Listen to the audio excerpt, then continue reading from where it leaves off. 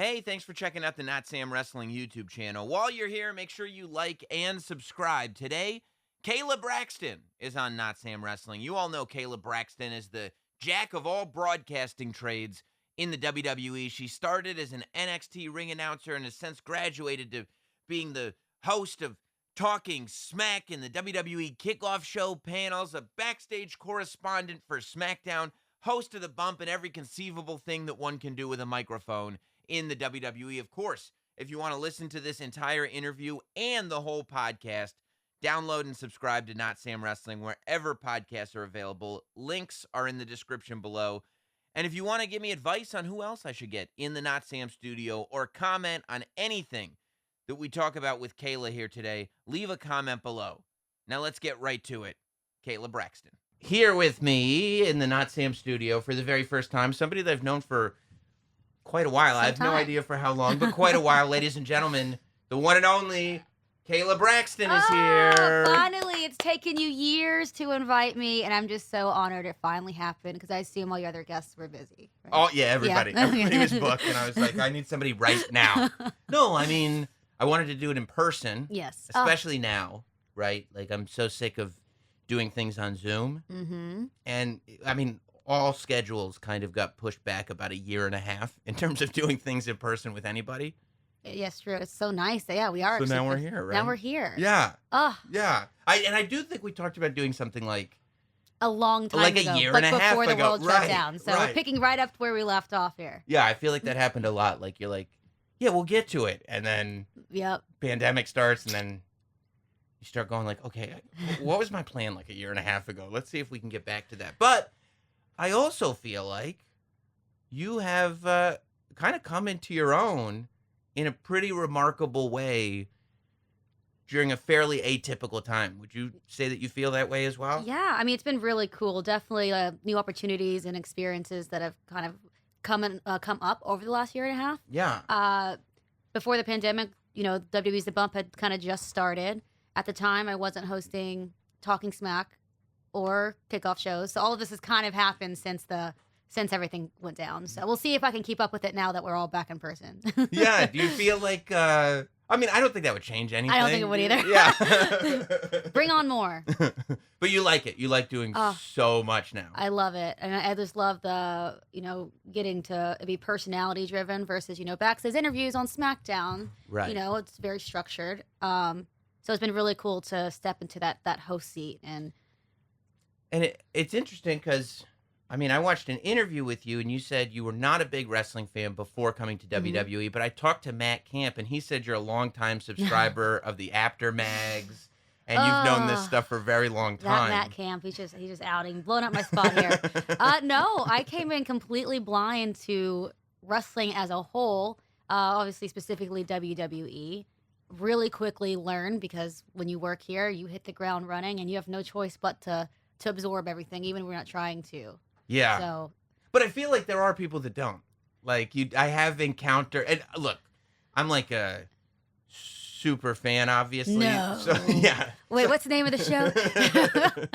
But so, like, I feel like I know within the first 2 sentences, number one, whether you actually watch wrestling, and number two, whether you're interested in starting to watch wrestling. Mm-hmm. And, like, there have been people that it's like, oh, this person not only doesn't watch wrestling, but has been here for years and doesn't watch wrestling. I think it's pretty amazing that you are going into this space because you can kind of pull that off when you're doing backstage interviews, right? Because you're responsible for your segment. You can research your, you can do whatever you need for that 2 minutes of TV, and you're good.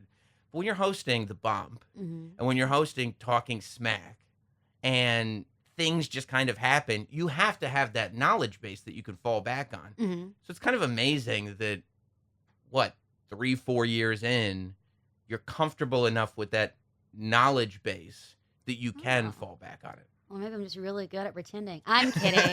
And I always tell people it makes it easier when you develop relationships with the talent here too, because then I'm genuinely invested and interested in what they got going on, and so that's definitely helped. Yeah.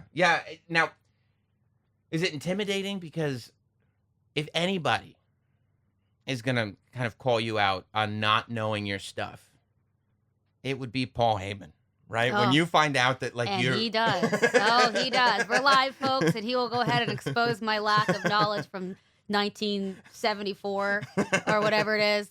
But also fans. I when I was new and I was doing live events in Florida, in the coconut loops, as we would call them, I remember I was trying to do too much because I was so new, but I wanted to prove that I knew the product. And I messed up some like stat of someone. And a fan immediately just stood up and he looked at me and he goes, "You don't know," like, and just corrected me right there. And that's when I was like, okay, I actually need to do my homework because that was embarrassing. Embarrassing. Wow. He called you out right there. He literally stood up right there at the guardrail and corrected me. I think I maybe had missed like a championship that someone had or how many times they were champion. Maybe I was off by one, but you would have thought that I had called like mixed up The Rock and John Cena or something like that. Yeah, I mean, but that's the way we are, right? That's the way wrestling fans are. It's very like, passionate. Yeah, if we start to smell, wait a minute, that person doesn't know what's she doing in there. But it's amazing that you turned around and instead of being like, "Oh, what a dick that guy in the front row was," you're like, you know what? I should probably make sure that all my T's are crossed and my I's are dotted before I get in there. Yes. So you come in as an NXT ring announcer, right? And how long were you doing that? Well, I think my first gig, so I did ring announcing for the house shows, not the televised ones. And I was doing the backstage interviews for NXT at the time. So I would say I did the NXT thing for about 2 years with some sprinkling in of some SmackDown or some Raw stuff whenever I was needed. But I didn't full-time go to SmackDown, I don't think, until maybe year 3 or something. When you're doing ring announcing and it's your sort of entree into WWE, are you like, oh, I could get comfortable with this? Or in the very beginning, are you going, whoa, this is a totally different world? I'm going to be honest, and I'm very open about this. Yes. Ring announcing is not something that I want to do. Right. It's a skill set, and I think I did fine with it, but it is a very difficult job, and those who do it well every week are just incredible. They make it look easy, but it is not an easy job. Coming from a broadcast background, I never used my voice like that. We talked like this on camera, not like da-da-da-da, like all the, So it definitely took some time to find my voice, but also ring announcing probably is what helped me become a better host, like with hosting the bump, because you just learn how to go on the fly, to interact with people. Definitely just made me a lot quicker. So I'm grateful for that phase of my WWE time, but I'm grateful that is behind me now. and I would imagine coming from the outside, you're like, okay, what? I get all the information on cards. I go to the ring, I read my card, and they're like, no, you would actually memorizing everything. Weights, hometowns, nicknames, even like the way I remember AJ Styles, the way he's announced is very like AJ Styles. And I remember I didn't really know that's how he wanted it done at a house show. And he's so nice about it. But came and corrected me and like made me kind of practice doing the way he wanted. Because all the superstars have their certain things. Right. And it's up to us to obviously put that out there. So lots of things to memorize and get down. But yeah, I don't think people think about that the ring announcer is part of the package that this superstar is building. It's part of the character. It's part of the way. Like it's got to sound the same because...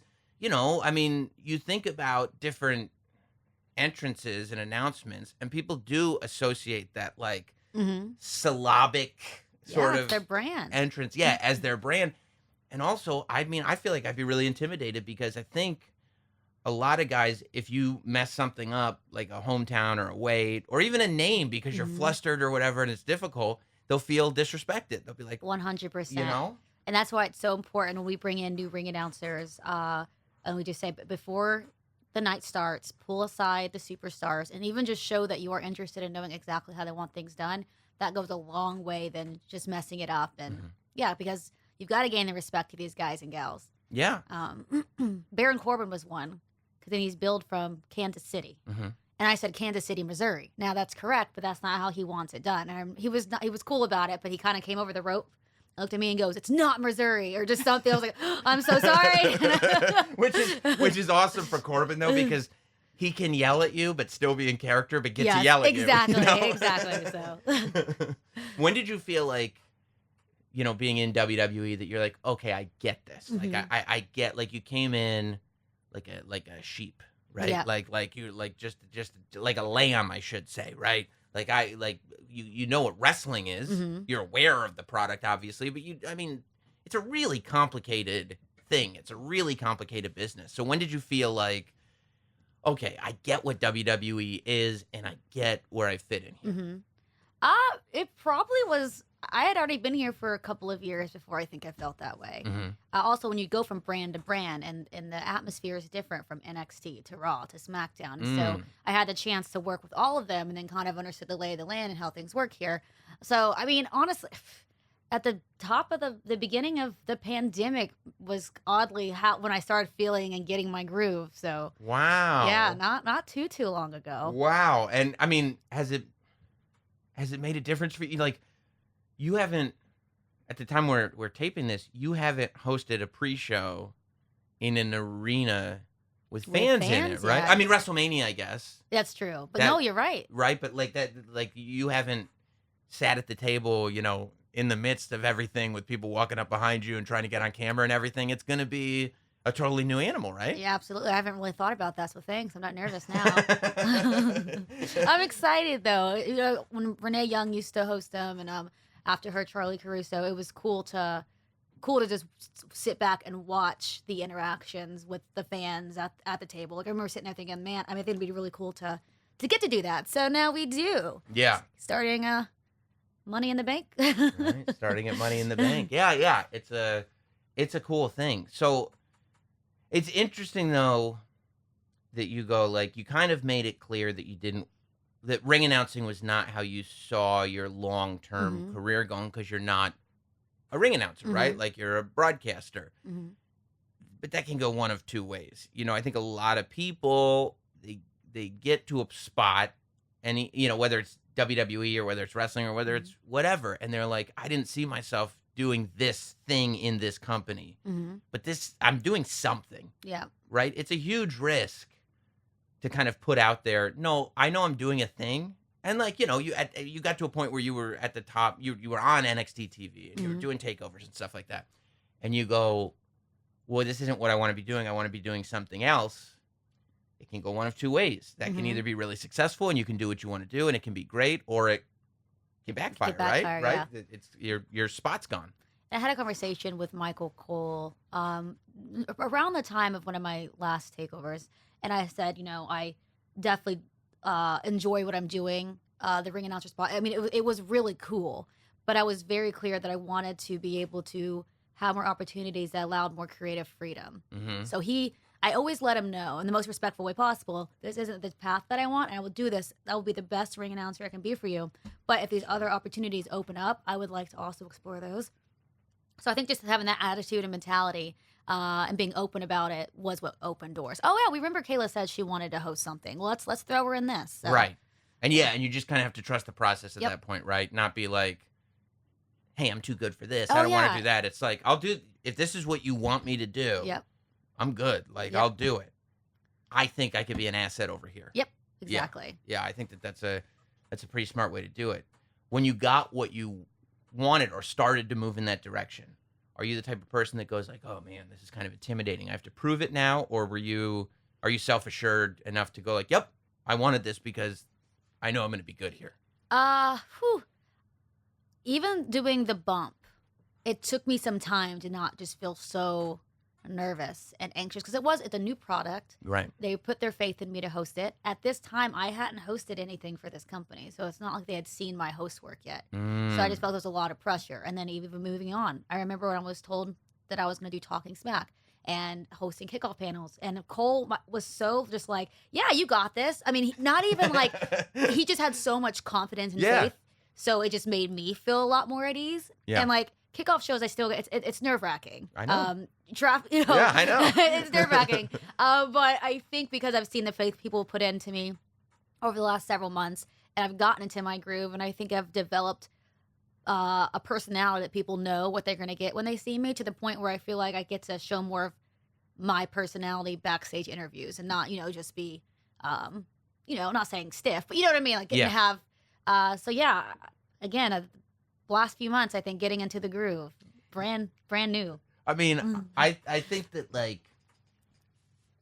experiences, like different experiences, sort of are the only things that equip you for future experiences. And I'd have to imagine that like this year at WrestleMania, when it goes from, okay, you're hosting your first WrestleMania kickoff show, which is, I mean, I don't even know if people like it's even My the kickoff only second show. overall kickoff show. Oh my god! So I did the one right before that was just to like get my feet wet, and then WrestleMania was second. I was like, oh my gosh, in a 2-day one. Yeah, and it's the WrestleMania kickoff show, and it's this WrestleMania. It's the first WrestleMania, and we're back in a stadium, and this is big. And then they go, oh, by the way, we can't start the show. You're all the planning, we throw it out the window. The script is, you're finished. You got to the end of the script. We need you to still be on for a little while. The weather delays. Yeah. I tell you what, that was something else. Something else. But it was really fun. I think I thrive in those situations to where you're just kind of thrown and just do it. Like, don't think, just go. Yeah. And it all turned out really well. I'm kind of glad it happened like that. Yeah, I mean, it's one of those things that people will remember forever, and I'm sure a fun thing to be a part of. Yeah. Was it fun in the moment, though, or is it fun in hindsight? Probably in hindsight. We were all kind of freaking out a little bit because we weren't sure what people expected of us. By night 2, we were already expecting something like that to happen again, so we were ready. But yeah, night 1 was, whew. That's what I mean. I was sweating. Like, after you do night 1, it's like, well, now this could happen to me at every pay-per-view. Just like, always be prepared. I know what it feels like. I know what it is, but it's just that night 1 where you're like, all right, I guess we're going to go. No. I guess. But this is what you asked for, right? I mean, talk about independence. It's like, we're going to turn these cameras on, and can you do something for a while? Yep. Yeah. And again, it's just them believing, if they didn't think we could do it, they wouldn't have put us in that position. So just them having so much faith in us that we could pull it off is just really, it's a good feeling, and then obviously boosts our confidence. So. Okay, so we talk about, the pressures on a ring announcer, the fact that, there is a part of it where it's like you're responsible for the way these superstars are perceived, but it has gone even further for you in terms of being a part of a storyline. Mm-hmm. Of course, oh no, Roman! Ah! Wow, it's bringing up old stuff, are we? It's important, right? And you're going to be part of this thing that's the launch of a big storyline that's going to be replayed many, many times, as I'm sure you're aware. Yes. Was that a fun thing to do? That was something else that was really nerve-wracking. And you're a horror movie fan. Yes. And you get to scream. I let horror fans down. I wasn't planning on screaming, but it was scary. We were kind of going through it, and I was just like, I have to scream. Yeah. You better scream. And I'm like, I don't know what my scream sounds like. Mm-hmm. Don't know the last time I've screamed like that. Mm-hmm. And so when we took, that was first take, only practice scream. And I watched it back like, oh my gosh, Kayla, come on. So embarrassing. One of my most embarrassing moments really? here in WWE, yeah. You find that to be like on your list of embarrassing moments? Yeah. I mean, it was a very cool moment, but I wish I had done better. Next time I'll practice my scream. I mean, I guess, but you pulled it off. It's not like you said something stupid or something like that. I mean, I've done way more embarrassing stuff than that. Oh, that was fun though. Yeah, being put in storylines has been really cool. And that's, I think, when I get to show my creative side. Yeah, I was gonna say sassy, but my sassy creative yeah, side. your sassy side. But so you find it embarrassing. Does it feel better? Like when it's getting replayed in all the packages, that means even if you don't like it, like somebody goes like, yeah, this is what we're trying to convey. Like it means it wasn't a bad job. Every right? time that someone replays that in a package, I get tweeted, I get tagged, people just tearing me to pieces on the social media for that scream. Well, this is one of the things I like about you though, and one of the reasons you have such a good Twitter account is you suffer no fools. I mean, you will go back at people. You'll put people in punishment. You'll go like, okay, my Twitter account's going away for a while. Yeah. Like this is, you don't get to experience this anymore. And then you'll come back. You'll call people out. I like it. I like that you call people out. I try to tread lightly, but yeah, sometimes these wrestling fans need to be put in their place. Sometimes. Yeah. You go for, okay, somebody's at Cocoa Beach and they're like, hey, you should have done that. That guy was right. But you in my mentions, you are not right. You are wrong, and punishment needs to go down. Was that another sort of weird thing for you to be in this space? Because I'm sure when you're working in like the news, it's not like people are tweeting you being like, "Hey, you suck." Yeah, not nearly as much. Of course, there's always, you're opening yourself up to that the moment you decide to be an on-air talent of any sort, but nothing like WWE. And I've had to really work on getting thicker skin, but sometimes, people know where to hit and where to hit hard. So I think my approach is to make it like funny. So if I respond, I try to do it in a joking way, so it's not like Right. Yeah, I mean it's difficult because I think like the smartest thing to do is to not give it air. You know what I mean? To just ignore it.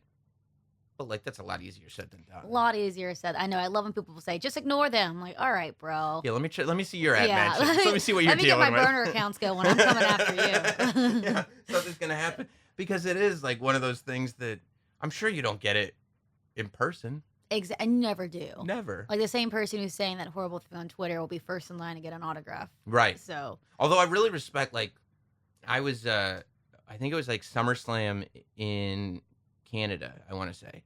And I went to like the Superstore, like just walking around, and some little kid walked up to me.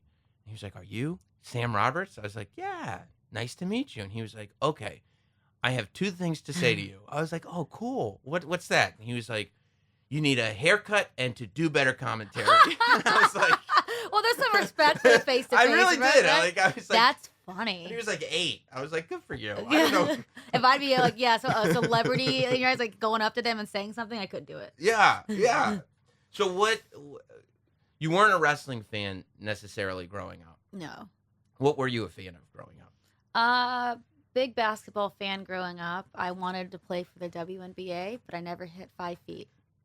Is that I mean, I would say, like most people say, I never hit 6 feet. Never hit 5 feet. So, but I played all through high school. Wanted to go play at the next level. You could have been like the Lady Muggsy Bogues, though. Could have been. Well, I was like, that was when I think Ivory Lotto had first gotten put into. I think she went to the Atlanta Dream back then, but she was only 5'1". So I thought this is a sign. Yeah. But yeah, still the world said no. So I went and studied sports broadcast journalism, thinking I would just end up talking about it. Right. Obviously, I didn't end up in that route exactly, but sports entertainment, I think it's way more entertaining, and I love entertainment news as well. So I would hope that sports entertainment is more entertaining than sports. It's sports. I mean, it's the whole name. separate. Oh, I would much rather be. The working backstage with WWE is probably one of the most entertaining. Yeah. Jobs for what we do. Yeah.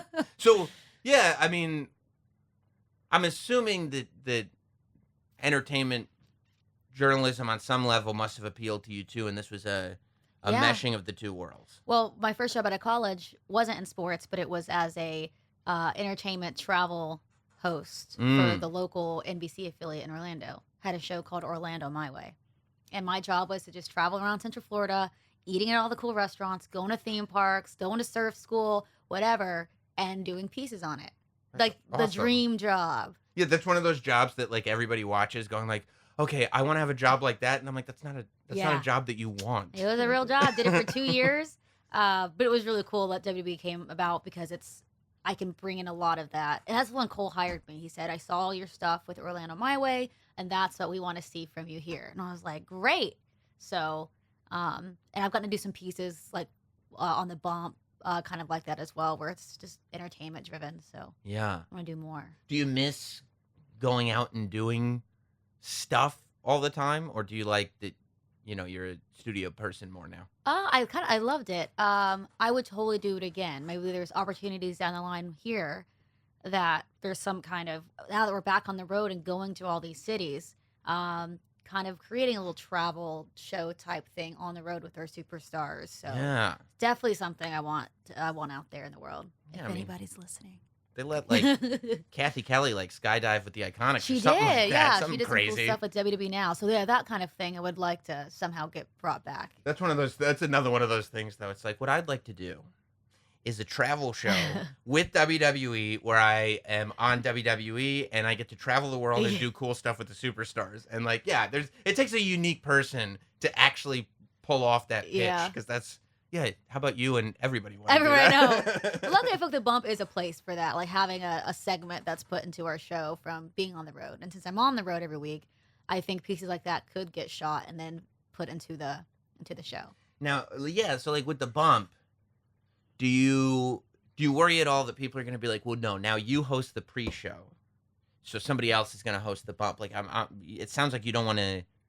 You want to add to your plate, Yeah. but you're not really looking to. No give one's up coming from no one's coming from my seat, so that's not Yeah, happening. okay. You really have learned wrestling. You're like, no, that's my spot. Yeah, no. It's been doing the bump has been when Brian Pellegato approached me about hosting it, and we weren't really sure what it was going to turn into. Mm-hmm. And I think it's been kind of what got me through and kept me like the positive outlook throughout the pandemic, because it's just such a cool show. Like Mm-hmm. I absolutely love it. It's probably my favorite thing that I do here. So no, and I think it's good that I'm on the bump and on Talking Smack, and people can kind of know what they're going to expect with a host that's kind of Yeah. all over the place. So Yeah. until someone gets really sick of me, I hope I can keep all my chairs. Yeah, and you get better too, right? It's reps. Like you're Yes. like doing all these different things with different people, and so whatever circumstance you're thrown into, you're going to be ready. So let's talk a little bit more about Paul Heyman,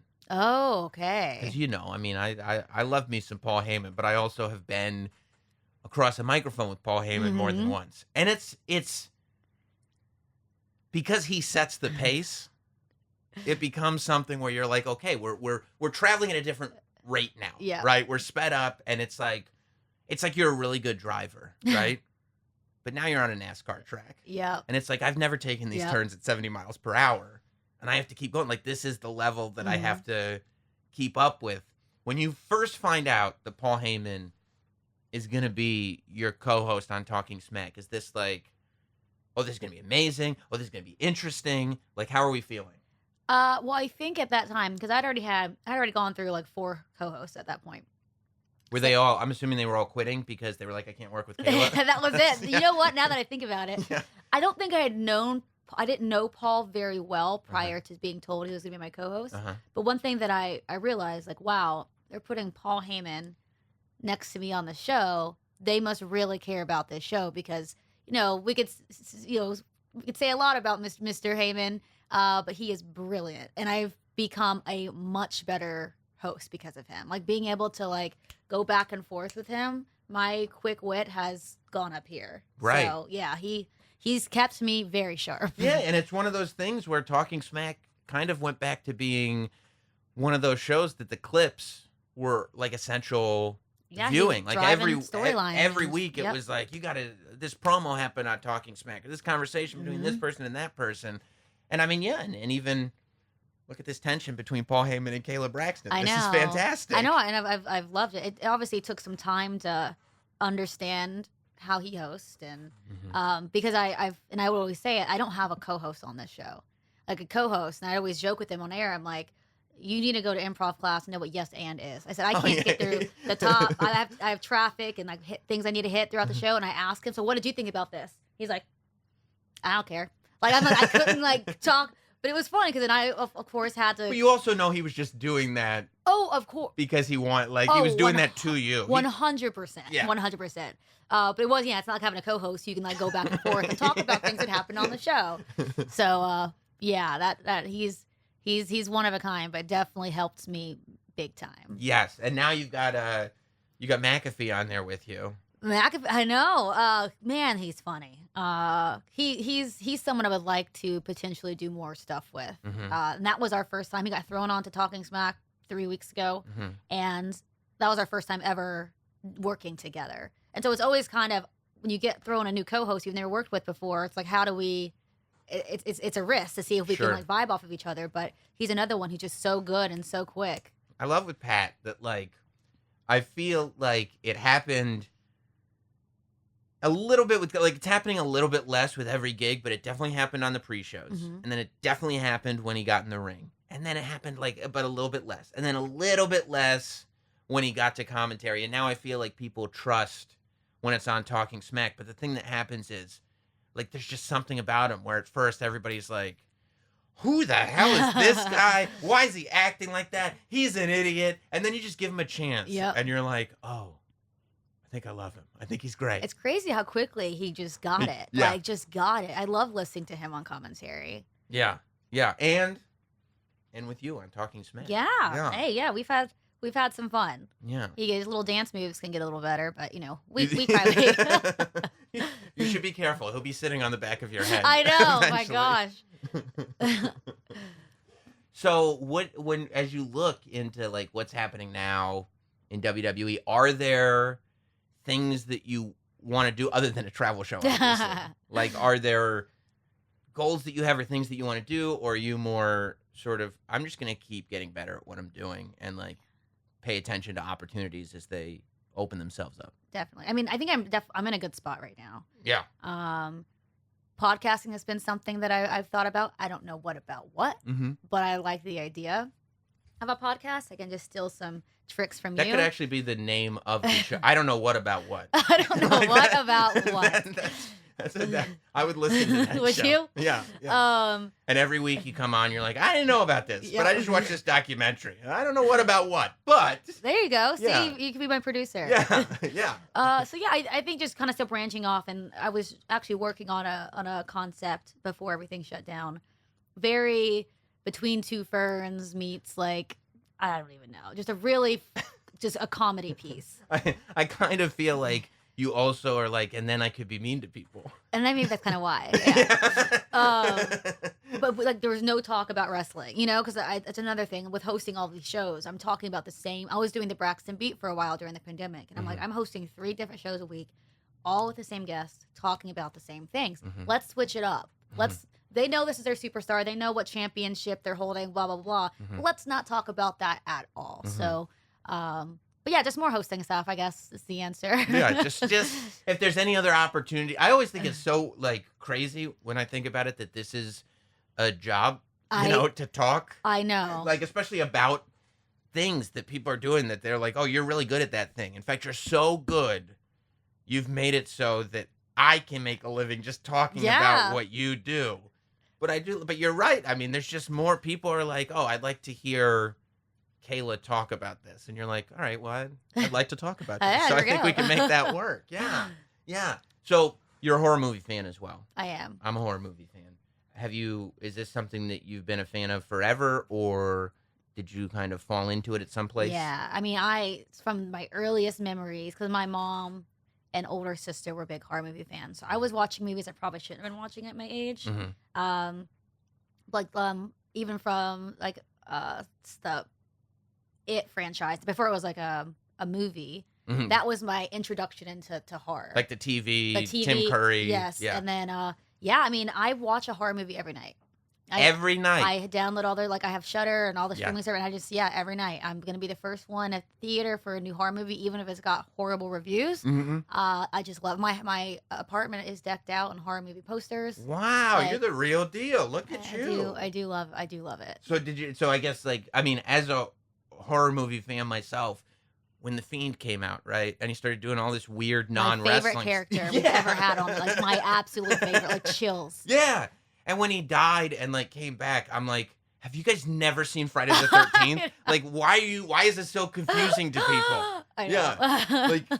Jason went to hell and he still came back and went to space after he went to hell. That's the way this stuff works. So shocked, so surprised. But I also think with The Fiend and horror movies, the thing that wrestling fans that don't watch horror movies are trying to wrap their head around, heel, babyface, this, that. And I'm like, when you go to a horror movie, you go to Halloween or Friday the 13th or Nightmare on Elm Street, Freddy, Michael Myers, Jason, they're obviously the villains, right? They're killing innocent people. They're people that are just trying to have a good time with themselves. Freddy, people are just trying to go to sleep, Friday the 13th, people are just trying to have sex and do drugs at camp. That's it. And what else is camp for?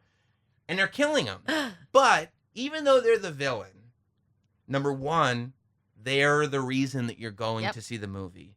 And number two, you don't actually ever want him to die. No. You never want the counselor to win. It always you feels want so the villain good to to win. see them. Yeah. When they reemerge, it's just yes.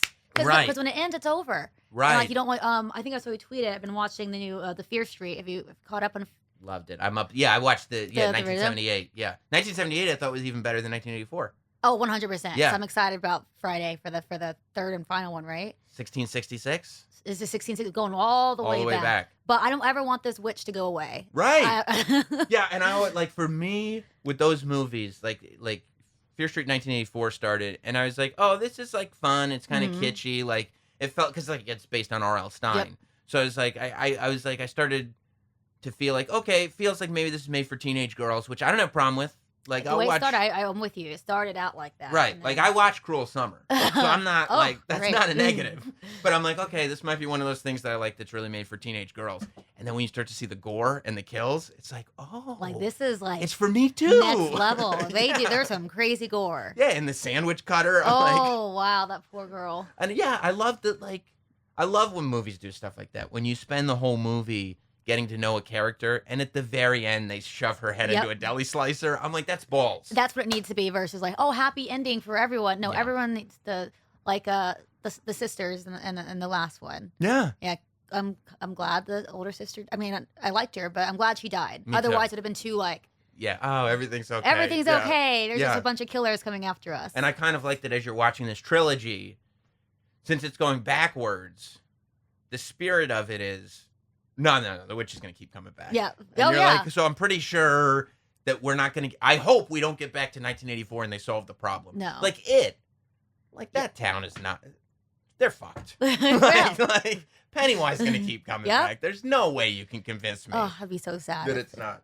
I was a little disappointed in It Chapter 2, the modern version. Okay, why's that? I didn't like it very much. Okay. I thought it was like, I thought it might have been a victim of its own hype. Like, I thought it tried to be too much. Like, Mhm. I loved the first, like, the remake It Chapter 1, Mm-hmm. right? I thought that was awesome. Yep. But then I thought that It Chapter 2 tried to be huge Mm-hmm. because It Chapter 1 became huge. And you couldn't like outdo the. Yeah, and I was like, you lost me. So I'm there for the Tim Curry It Yep. miniseries. I love that.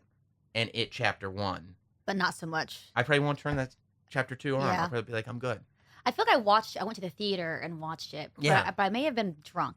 So I remember thinking like, okay, like I just like, oh, I'll have a couple more White Claws or whatever. You know, yeah, if I'd gone hot girl summer and was like drinking White Claws while I was watching It, I'd probably be like, oh my God, it's better than the original. This is great.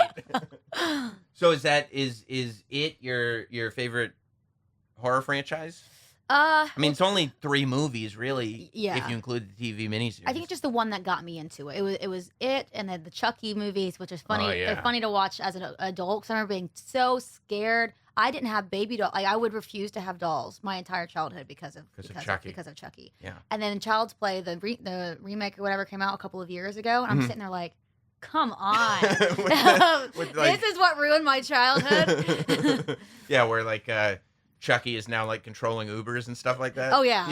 Yeah. And then Psycho, like the early one, Like the Hitchcock one or the like black and remake? white. Yeah. Terrified to stay in motels. Huh. Terrified. I just have this motels. That ruined motels for me. Have you ever seen Motel Hell? I don't know if I have. It's great. Is It's it? like this weird movie from the 80s Okay. where they I mean they're cannibals and they plant people. They plant people. Yeah, it's great though. It's called like there's a sign outside called it's Motel Hello. Except the O is like blinking. I feel like I've seen a. I bet I've scrolled and seen the. Or seen the poster, Seen the shirt poster. or something like Yeah. that. Yeah. Yeah, do you start going obscure or do you like your franchise familiar horror movies?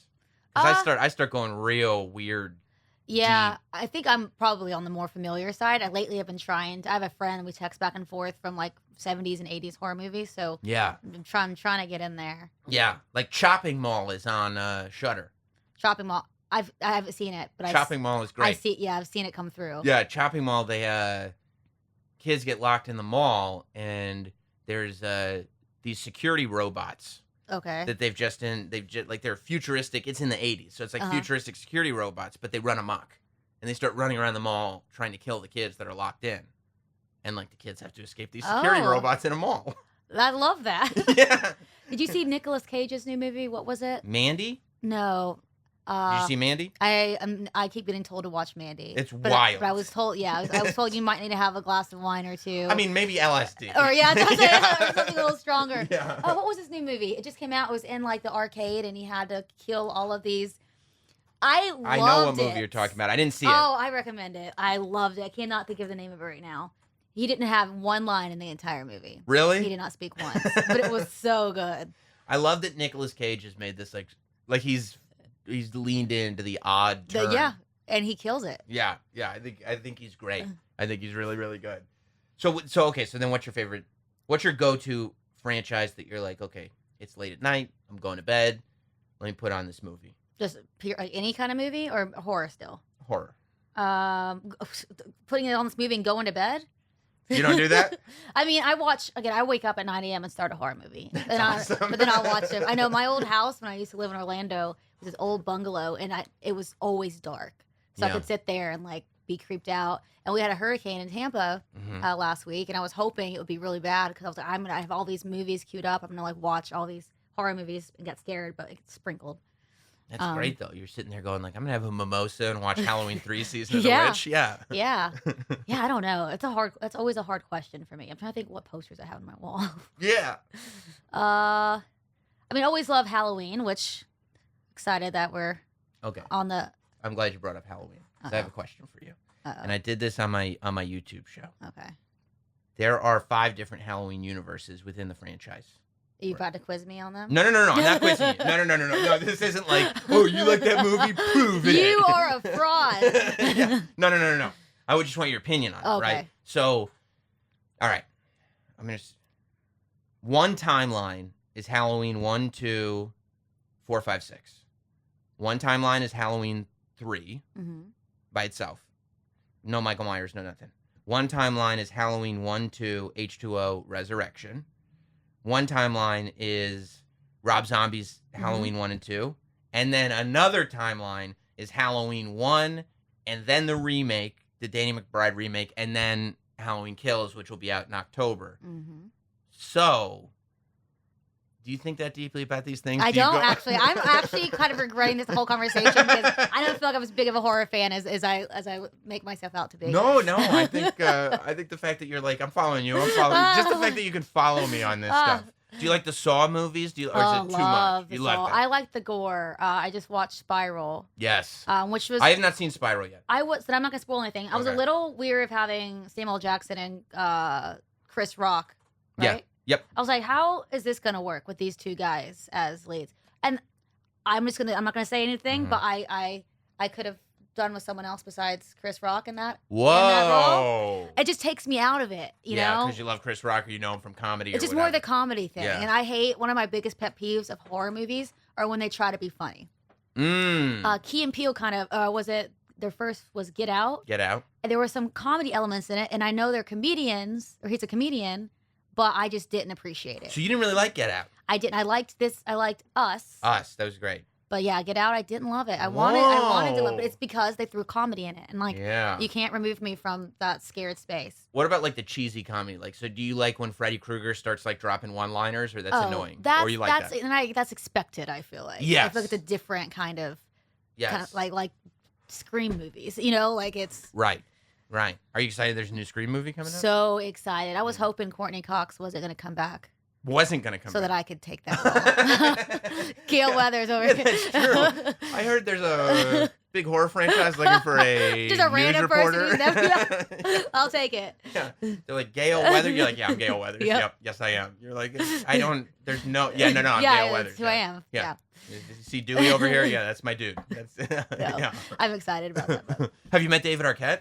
I Zoom calls. Like we've had him on some stuff. He is a character, that guy. He's the greatest. Yes. Yeah, I really want to meet him in person. Yeah, so I mean that I feel like is your my ticket in. Wrestling horror connection. Yep. So when you have him on like Zoom calls and stuff, you're like, all right, I have to talk to him about wrestling. That's why he's here, but I really want to talk to him about being Dewey. Yeah.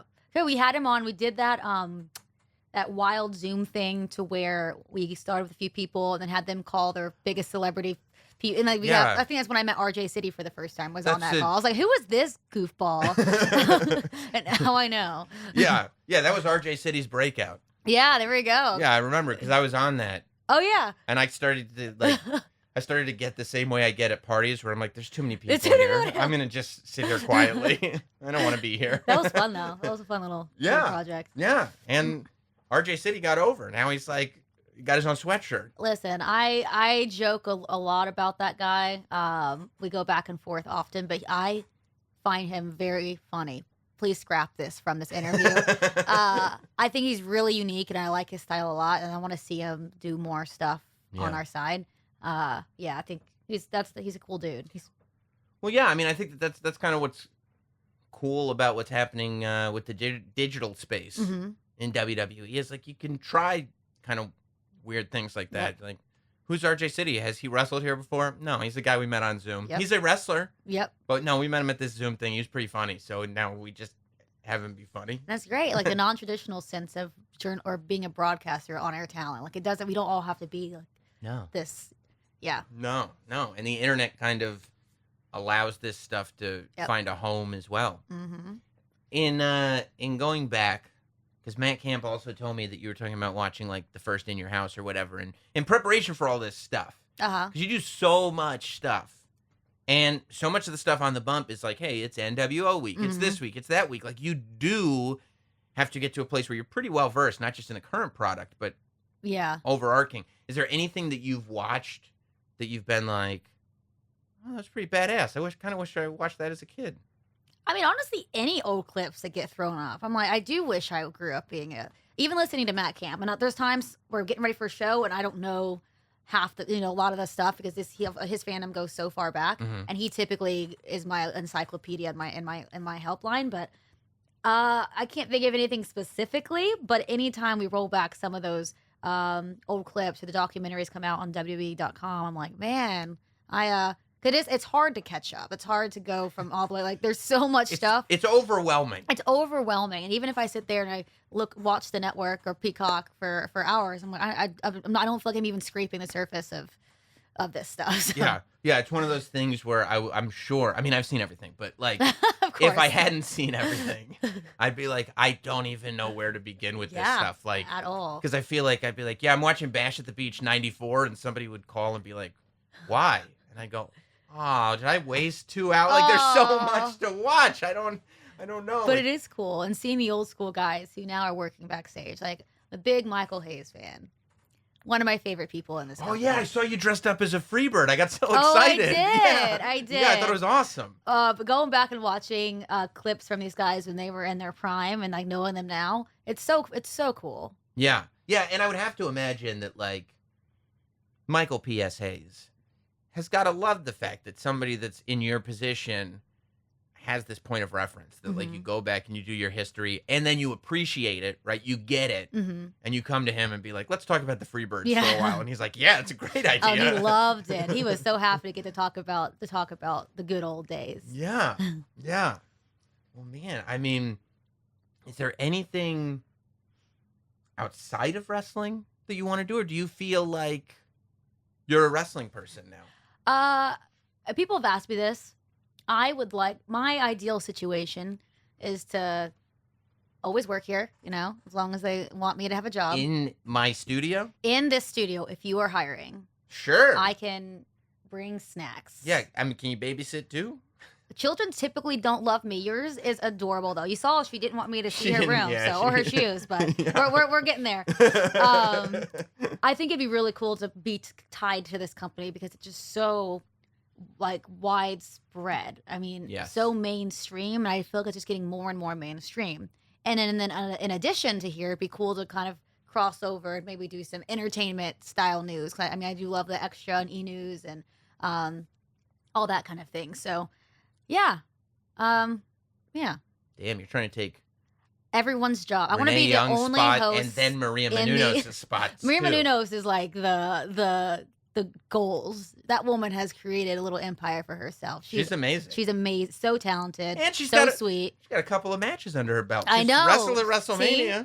Exactly. And she literally like trained, got a ring. I know. Like, she takes everything she does very seriously. And that's why she's as successful as she is. So, yeah, a path like that would be a goal, but somehow always tied here. Yeah. What does your family think of, like, you becoming a wrestling person? Man, when I first told them, because I took the job, it will be 5 years ago in October is when I actually started with NXT.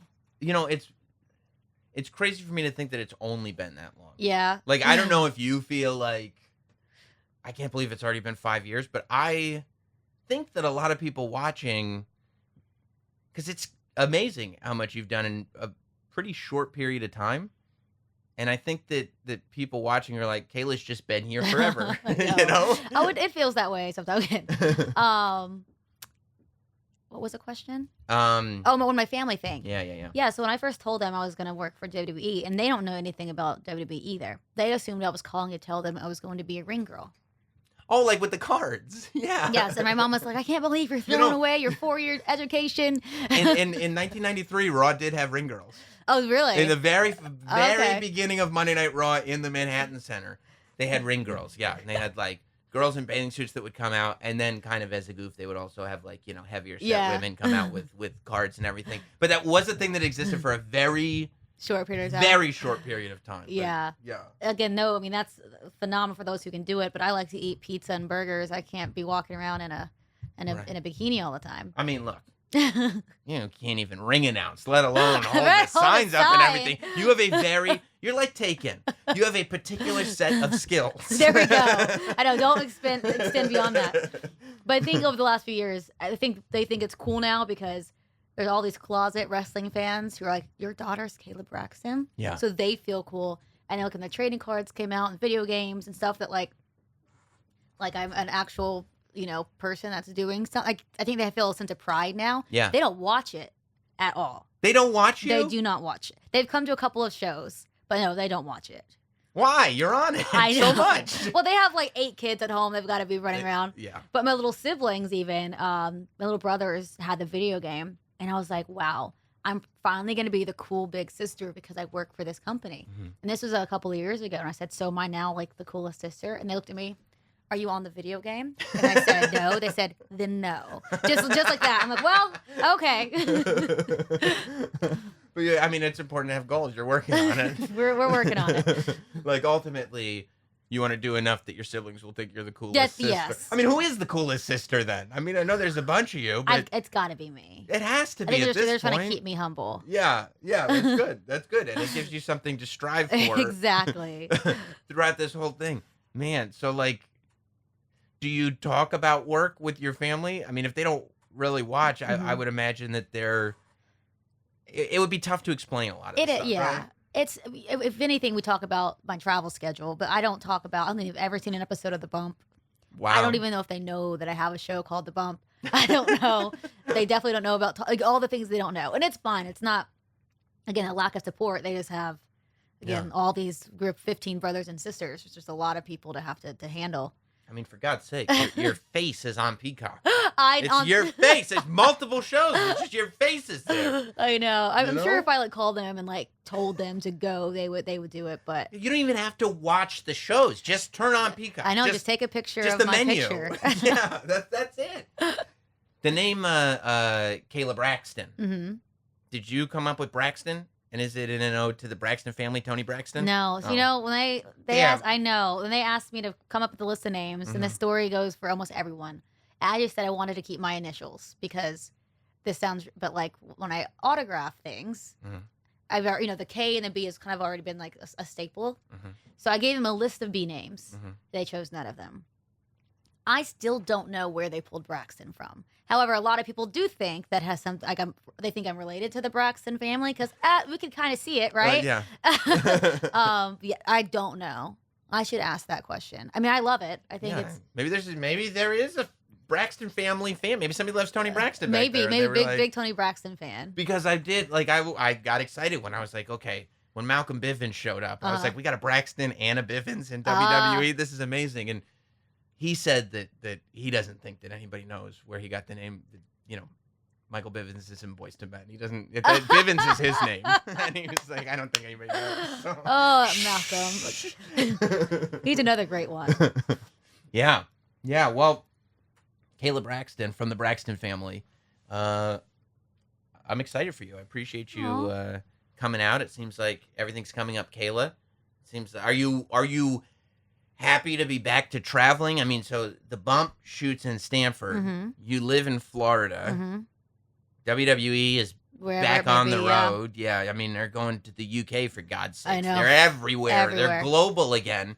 So you've gone from spending a year and a half being within driving distance of wherever the Thunderdome may be to, you're back to being on a plane more than you're at your place. Yeah. Are you happy to get out there? Or are you like, okay, this is I'm gonna have to get used to this again? I think that's it. Just kind of getting used to it again. I mean, before we were doing this, it was just like I did it in my sleep. Didn't even think twice because for years I never experienced being home. Right. So it's just the normal. And now, being spoiled for a year and a half. I woke up this morning like, come on, this is day damn one. Here we go. But I think once we get in the groove, I think I'm gonna really enjoy it again because I did love getting to a city maybe a day early, checking it out, hanging out with my friends who are also on the road. So it's just gonna take me a minute or two. Loading up the iPad with horror movies. There we go. Yeah. Exactly. Yeah, that's what I'd do. That's the way to roll.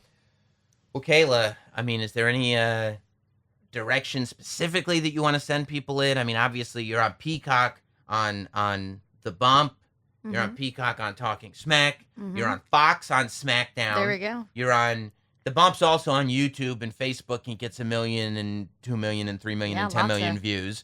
You're on social media, unless you put Twitter on timeout, and then you're not. Don't make me put you on timeout again, Tweeters. Yeah. You will lose. You will lose Kayla Braxton. Then you just have to go to my Instagram. Do you block people?